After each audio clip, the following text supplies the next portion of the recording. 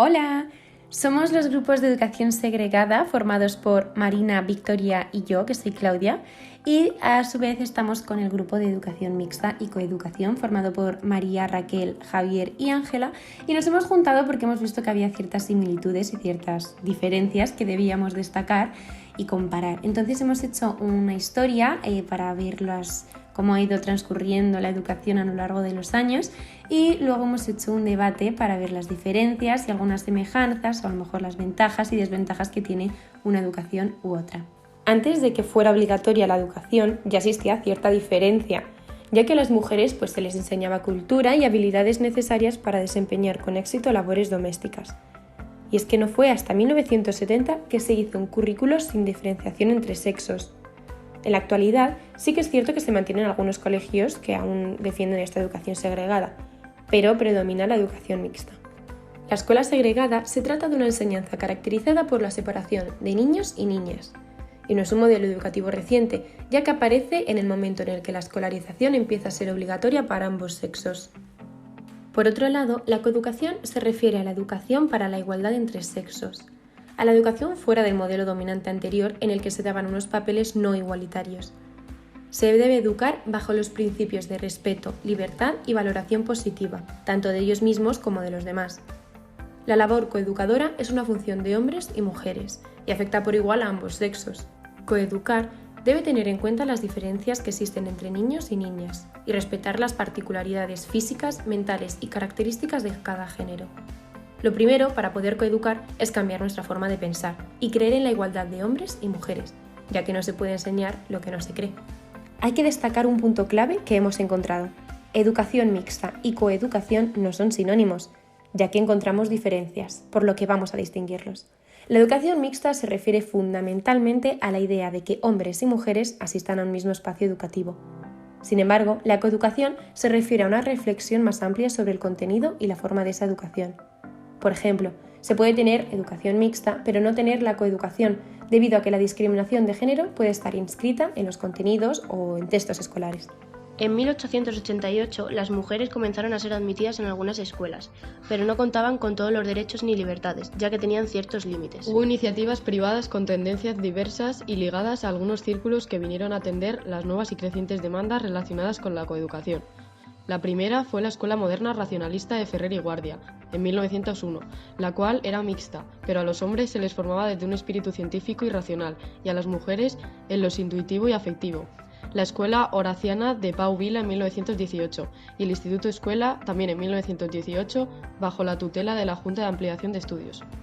El 8 de marzo de 1910 surge una Real Orden que permite el acceso por igual tanto a mujeres como a hombres. En 1918, a nivel político, republicanos y socialistas recogen también los principios coeducativos en el punto 9 del Congreso del PSOE, aunque no se llegará a lograr totalmente. En la Segunda República, en 1931, la enseñanza era uno de los objetivos principales del gobierno, ya que pretendían erradicar las tasas de analfabetismo que había en el país y defendían la educación como pública, obligatoria, laica y mixta. Con el gobierno republicano de Azaña, en 1931 hasta 1933, se convirtió en mixtos los institutos de segunda enseñanza femeninos, creados en 1929, y establecer la coeducación en las escuelas normales y escuelas primarias ajenas a las escuelas normales, escuelas de comercio, conservatorio y escuela central de idiomas, pero no establecía un real decreto que estableciera la coeducación en la enseñanza primaria, pero sí en la zona republicana la coeducación en estas escuelas. En 1935 el número de alumnas matriculadas se dispara alrededor de 2.000 estudiantes. La dictadura franquista de 1936 hasta 1975 separó estrictamente a los niños y niñas en las escuelas. Se decía que las niñas tenían un nivel educativo diferente e inferior al de los niños, ya que las educaban de otro modo para hacerse cargo del hogar. En 1938, en la Guerra Civil Española, se implementaron asignaturas específicas para las niñas, como las materias de escuela del hogar o la formación física, pertenecientes a la rama femenina de la Falange, de la sección femenina. En la etapa del franquismo, una de las primeras medidas fue abolir la enseñanza mixta, hasta la Ley General de Educación de 1970, manteniendo al alumnado segregado por género. En los años 70, la educación obligatoria hasta los 14 años dejó la puerta abierta al desarrollo de la escuela mixta, aprovechando la ausencia de prohibición. Por ello, la escolarización elemental de niñas creció rápidamente, por ejemplo en Dinamarca, España, Suecia y Portugal entre 1970 y 1975, y además creció en los otros niveles educativos. En la década de los 80, los análisis e investigaciones feministas sobre la práctica educativa y desde distintos campos de conocimiento comenzaron a denunciar las discriminaciones que se estaban produciendo en el sistema educativo y que ponían de manifiesto que la escuela mixta ejercía una socialización diferenciada que servía a la reproducción, legitimación y perpetuación de las desigualdades de origen. Marina Subirats y Cristina Brulet dejaban constancia de que, desde los niveles de preescolar, el conjunto infantil era tratado de una manera diferente por el hecho de ser niños o niñas, y ese trato diferente no se producía en términos de igualdad entre los individuos, sino desde la pervivencia del presupuesto de que unos individuos eran más aptos que otros para estudiar. Su estudio sobre las interacciones verbales que se producían en las aulas demostraba que, de forma inconsciente, se producía una mayor atención a los niños que a las niñas, sin que el sexo docente implicara, necesariamente, formas diferentes en la manera de educar. La LOCSE de 1990 reconoció la existencia de discriminación por sexos en el sistema educativo y establece la necesidad de reconsiderar la actividad educativa y promover los principios de igualdad de oportunidades entre ambos sexos.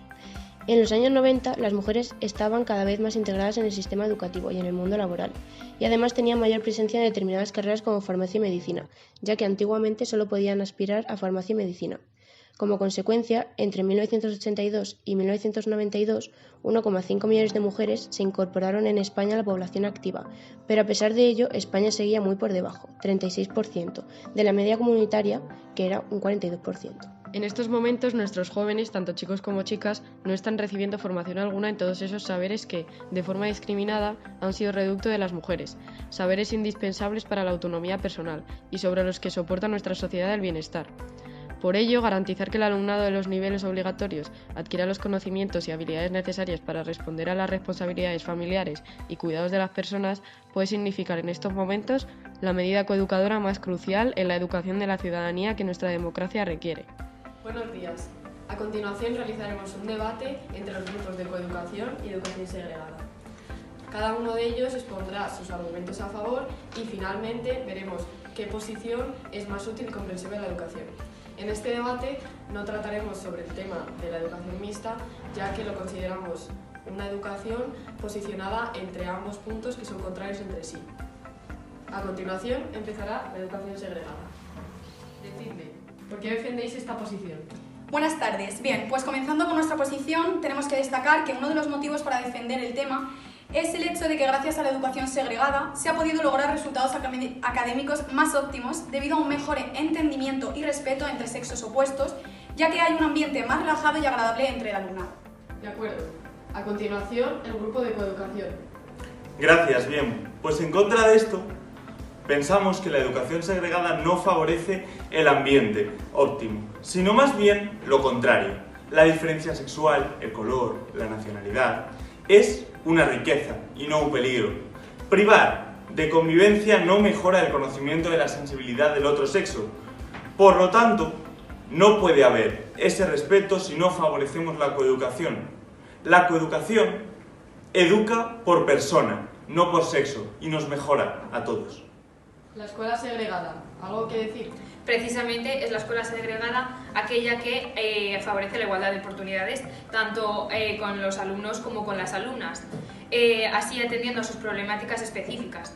Ayuda a alcanzar mejor los objetivos tanto educativos y culturales y así abriendo posibilidades a los alumnos. También el docente trabajará con grupos más homogéneos.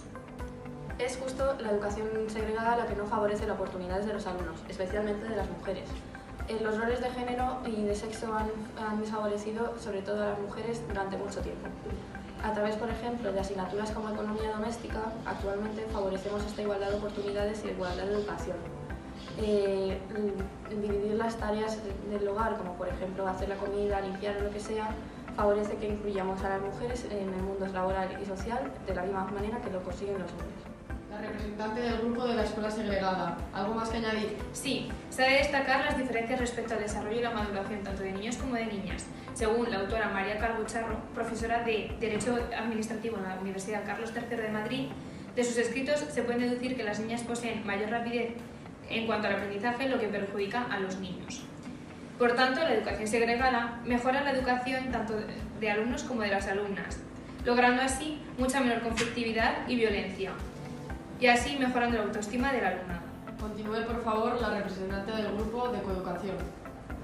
Sí, se ha demostrado que las mujeres tienen una mayor media académica en el momento de graduarse y hay un mayor número de graduados. Pero el éxito en la educación está provocado por un conjunto de factores como la inteligencia, la motivación, el interés. Es un cóctel de todo ello y no se puede reducir a solo el sexo. Las diferencias del aprendizaje no residen solo en el sexo, sino en las personas, en las propias personas. Por último, la coeducación no es valorada como fundamento del espíritu democrático. Vivimos en un país democrático y la mayoría del mundo es democrático. Por tanto, no podemos reducir la educación a una diferenciación por sexo. Vivimos en el siglo XXI, donde el mundo está avanzando.